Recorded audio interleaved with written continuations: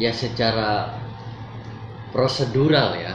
Nggih. Secara prosedural kita sebagai pelayan masyarakat itu salah satunya adalah menerima laporan atau Siap. menerima pengaduan yang memang seharusnya ditindaklanjuti.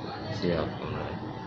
Tapi di sisi lain ya saya juga harus memandang dari sisi nurani juga kan gitu kan. Apakah tega gitu kan kalau ibu sendiri masa sih dikasuskan gitu kan. Saya juga apalagi yang bersangkutan ibu ini kan sudah tua gitu kan. Kemarin aja saya ngelihat ibu ini datang ke Polres saja sudah kasihan gitu saya ngelihatnya gitu kan. Nah itu jadi ya kita juga sama-sama lah ngerasain punya ibu gimana kan. Apalagi ya mohon maaf kalau secara saya pribadi ibu saya jauh gitu kan.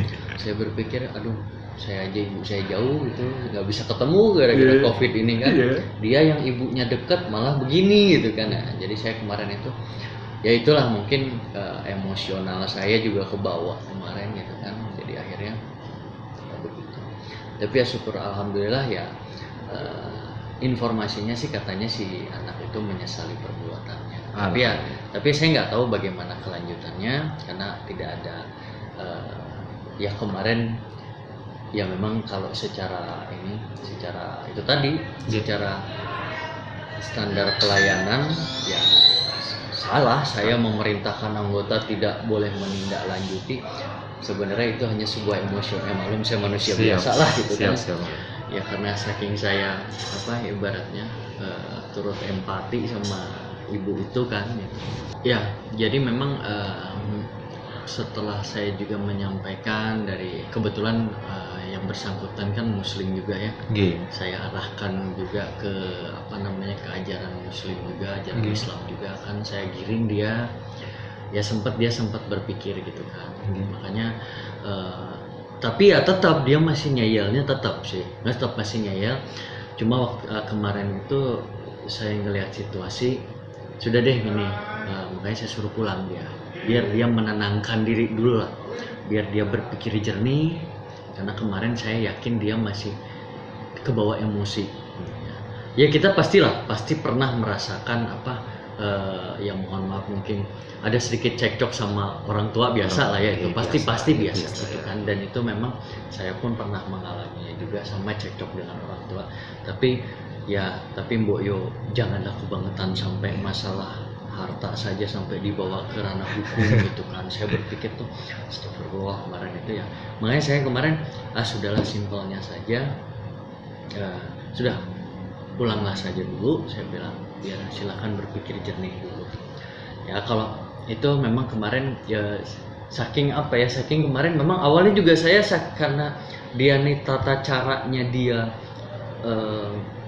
berkomunikasi dengan ibunya tuh bikin saya emosi gitu loh. Nah itu saya bilang, wih kok sampai segininya sih gitu kan, sampai segininya sama ibunya gitu, sampai ngebentak-bentak gitu kan, sampai nunjuk-nunjuk gitu. Ya saya berpikir, wih ya untung saja bukan keluarga saya gitu kan. Kalau keluarga saya mungkin beda lagi urusannya gitu kan. Ya karena gini ya, secara realistis saja kita nyari mungkin ya mohon maaf ya, seorang laki-laki bisa lah mencari istri 2, 3, 4 bisa saja. Tapi ya kalau mau nyari ibu the one and only kan hanya satu gitu. Ibu itu cuma satu, bapak juga cuma satu gitu. Jadi kita nggak bisa ini. Makanya saya berpikir kok tega sekali gitu. Apalagi ya maaf di ajaran Islam juga kan udah jelas gitu kan.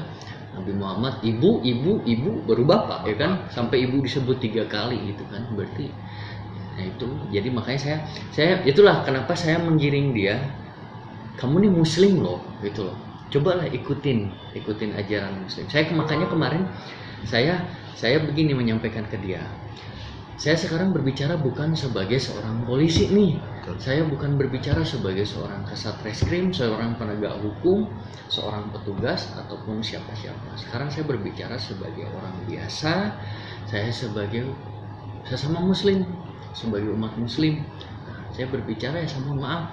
Ya saya bela ibu Anda, saya bilang begitu. Terlepas dari siapa saya gitu kan, saya petugas ataupun saya kasat reskrim ataupun saya penyidik. Saya bilang saya meletakkan itu dulu dan saya berbicara sebagai manusia dari hati ke hati gitu ya. Kayak kemarin itu aja sih.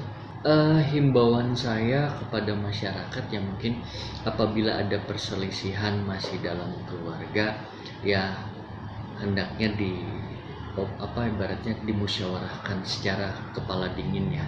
Jadi jangan kebawa emosi, semuanya bisa lah dibicarakan baik-baik. Apalagi yang mohon maaf, apalagi berselisih dengan orang tua gitu kan.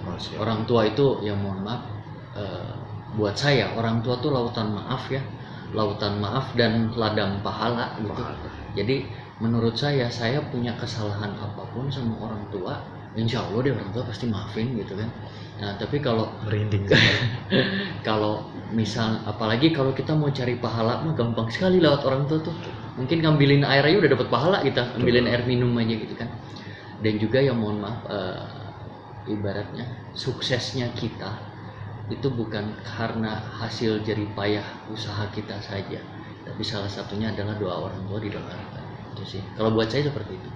Tapi intinya kepada masyarakat ya, tolong kalau ada perselisihan terutama dengan keluarga apalagi kepada orang tua, mohon dibicarakan secara baik-baik dulu lah, nggak perlu dengan emosi, semua pasti ada penyelesaian.